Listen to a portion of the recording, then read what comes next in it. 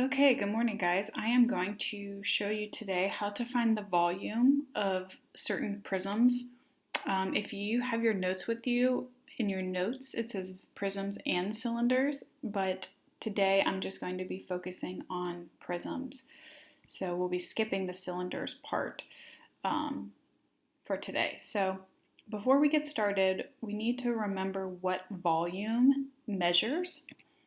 So volume measures the space inside of a three-dimensional object. So if you think about your water bottle or, a cup, that would be how much liquid or how much water fits inside of the bottle. That is what we're talking about when we're talking about volume. So it's like the amount of space inside of something, a box, like I said, a water bottle, anything like that.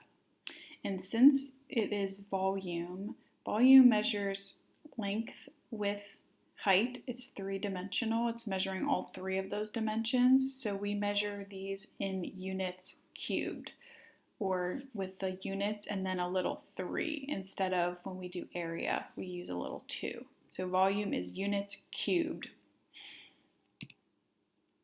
Okay, so let's start with rectangular prisms. You might remember this formula from previous years. When you calculate volume of a rectangular prism, you will simply multiply the length of the rectangular prism times the width times the height. And that's all you need to do. So let's take a look at our first example on your notes. This is a rectangular prism. I'm going to call 8 centimeters my length. I always use a cursive L so that it doesn't look like a 1, just as a little helpful hint for you. 7.2 is our width of our rectangular prism and 3 is our height. So the first thing I want you to do is write down the formula. Okay, I noticed a lot of you struggling with area. We're not writing down the correct formula first. All that takes is an extra second to look up the formula and write it down correctly.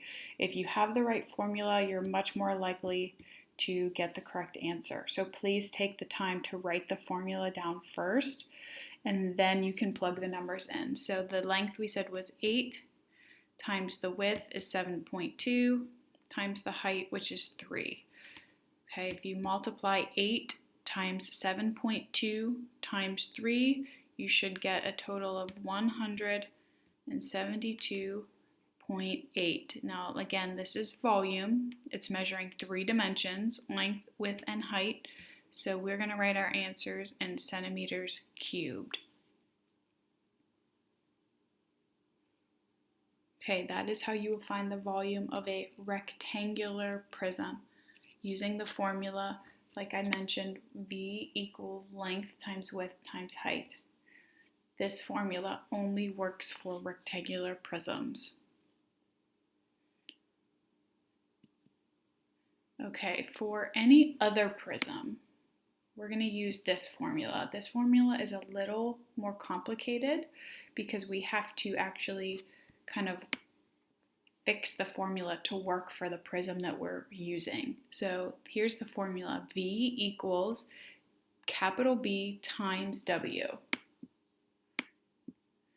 Now, capital B is different than we've seen lowercase b before. If you remember when we did area of a parallelogram, we did lowercase base times height.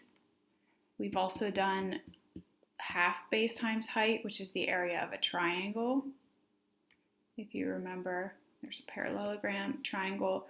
Also with the trapezoid, we've used a lowercase b. We've done 1/2 times height, base 1 plus base 2. So we've seen lowercase b's before. That is very different from capital B. So capital B is, if you look down here, it says B is the area of the base. So if you remember in the last couple lessons, I was focusing a lot on what is the base. And this is why, because you have to be able to figure out what the base is in order to find the area of it. So if you struggled with figuring out what part of the prism the base is, then you might want to go back and rewatch those videos. So when we find the area of the base, first thing you need to do is figure out which shape it is, and then we're going to actually replace the b. We're going to cross out the b, and we're going to replace it with one of these formulas, depending on what shape the base is. Okay, so let me show you first triangular prisms. So this is a prism with triangles for their bases. So this is a triangular prism. Okay, see I'm highlighting the two triangles that are the bases. They're identical. So first thing I want you to do is write down the formula that I gave you. V equals BW. Now, like I said on the last slide, B is the area of the base. If the bases are these two triangles, we are trying to find the area of this triangle right here, or this one. They're the same, so it doesn't matter which one you use as an example. But when we do that, we're going to rewrite our formula, because B by itself doesn't give us the area of a triangle. So what I'm going to do is I'm going to take out the capital B, and I'm going to replace it with the area of a triangle formula. So see how I took out the capital B, crossed it out, and I wrote in its place 1/2 base times height.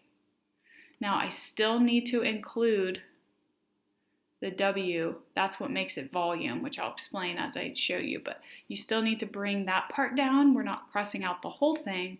We're just crossing out the capital B and replacing it with the formula for the area of a triangle. And again, that's because the base of our prism is a triangle. So that's why we picked the triangle formula. Okay, so let me explain to you how this works. Let me get rid of that. So when I fill this in, I am going to use the formula for the area of a triangle, 1/2 times the base of the triangle, which is down here, 19.6, times the height of the triangle. Now, I don't know if you can still see this. I kind of scribbled over it. The height of the triangle it's pointing to is 5 feet. So 19.6 times 5. And then what's this W here? W is the width, but it's the width of, not the triangle, it's the width of the entire prism. So this is a little bit tricky, because what this means is how much space is between the two bases. So this is talking about 16 as the width. So we're going to multiply 1/2, or 0.5, times 19.6 times 5 times 16. Let me put this over here. That's W. So if you multiply that all together, you should get 784 cubic feet, or feet cubed.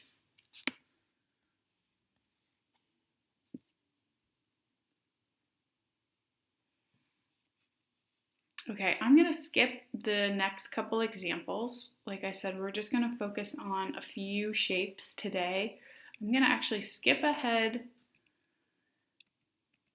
to this, which if we were in class, we would be doing on a whiteboard. So I'm actually going to show you, this is not in your notes, I'm going to show you how to find the volume of this triangular prism, just like we just did a triangular prism. But if you notice, this one is a little bit different because it's not sitting on the base.